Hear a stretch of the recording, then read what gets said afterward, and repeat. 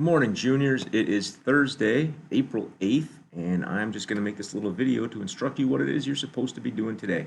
So as you can see right in front of you, we have the World Lit page all open. You can't see all of this again because you're not the teacher, so you only have to see what you need to see. So when you click on week 2, which is where we're at, you will inside of it see just the folder for sentence structure here at the minute. And when you open that up, you will see that there's a PDF for sentence fragments, run-on sentences, and misplaced modifiers, as well as little practice quizzes for each of those. So what I'm going to do right now is just run through what each of those concepts are so that you can do these things. That is your work for Thursday, April 8th. So right at the top, we've got sentence fragments. Now, a sentence needs to have 3 things in order to be a sentence. It's got to, first of all, contain a complete thought. If it's not a complete thought, it's not a sentence. And then from there, it's got to have a subject. That's the thing doing whatever's happening in the sentence. And it's got to have a verb. That's the thing being done in the sentence. So I'm going to give you a few examples here of sentences that aren't really sentences. They're just fragments. They're missing some stuff. The first one says, in many families, both parents work, period. That works. But need 2 incomes doesn't. It doesn't stand on its own because, as you can see, we're missing one of these things. It doesn't contain a complete thought because it doesn't have subject. It's got the verb need, but who needs 2 incomes? So how do we fix it? In many families, both parents work because the family needs 2 incomes. We combine those sentences and make it one complete thought. Here's another example. Sometimes two or three generations of one family living together.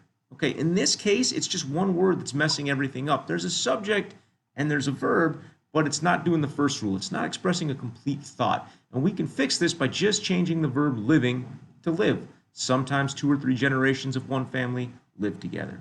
That makes sense. Everybody can understand that. And then, of course, the classic, sometimes when we're talking, when we're having dialogue with each other, we don't need to use complete sentences because it's a conversation. So you might be able to say, because he's the youngest, because somebody asked you the question, why does Barry always have to ride in the middle seat?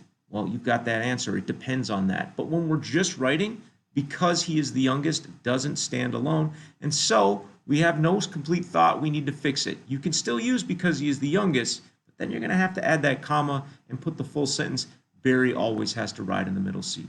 So those are the ways that sentence fragments might show up. So your ACT practice, and again, you can take that up to 20 times, but it's just 5 questions. It will be all about those sentence fragments. Look for those. The opposite of a sentence fragment is a run-on sentence. And basically a run-on sentence is just too much information without proper punctuation. There are 3 ways that you might have a run-on sentence. The most common, the one that drives me the most crazy as I see it in your writing, is the comma splice. If I say you have a comma splice, all I mean is you have 2 sentences and you're dividing them with a comma instead of a period. You can see here, Edgar Allan Poe's stories are thrilling. Agatha Christie's mysteries are more realistic. That comma doesn't work there. There are 3 ways to fix that, and I'll show you in a bit. That's one way you have a run-on sentence. A second one is having no punctuation at all, and I accidentally left it in here. But I'll sometimes see things like Edgar Allan Poe's stories are thrilling, Agatha Christie's mysteries are more realistic. There's 2 sentences again. We need something in the middle. This third one's closest, but still missing something. It says Edgar Allan Poe's stories are thrilling, but Agatha Christie's mysteries are more realistic. Yep, now that sounds a lot better, but we're missing one piece of information in there. So here are those 3 possible fixes. This last one could be fixed by simply adding a comma. Edgar Allan Poe's stories are thrilling, but Agatha Christie's mysteries are more realistic. If you don't want to combine the sentences, you could just put a period between them, not a comma. And if you're going to get real fancy, and I wouldn't recommend doing it a lot, and I'd only recommend doing it if the sentences were very directly related, you can use a semicolon to divide those. Our last concept for the day is modifiers, and this is something that we covered pretty in depth during the winter trimester. So if you did well on that, this is just review. There are 2 types of modifier issues that we're going to be looking at. Number 1 is misplaced, and that's just where the modifier is in the sentence it belongs in, but it's not where in the sentence it belongs in. So you can see my example here says the swimmers on deck with the black and white bathing suits are all on the same swim team. We need this in here. This is great, but it's describing the deck? No, I don't think so. It's describing the swimmers, and so the fix is to just move it where it belongs. The swimmers with black and white bathing suits on deck are all on the same team. Now it makes sense.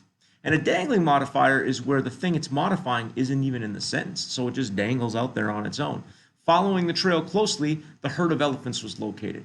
Well, the herd of elephants is not who's following the trail, it's the people tracking these elephants, so we've got to put that in there. Following the trail closely, the naturalists located the herd of elephants. Now it makes sense. Now we know who's following the trail closely. So as you take these little practice ACT things, and again, the test is coming up next week on Tuesday, look at the underlined parts. You don't have to read the entire passage. Just look at those lines and then look at the options, and the one that matches one of these fixes that I've given you is the one that you should go with. All right, we'll be back here tomorrow for April 9th and 3 more concepts.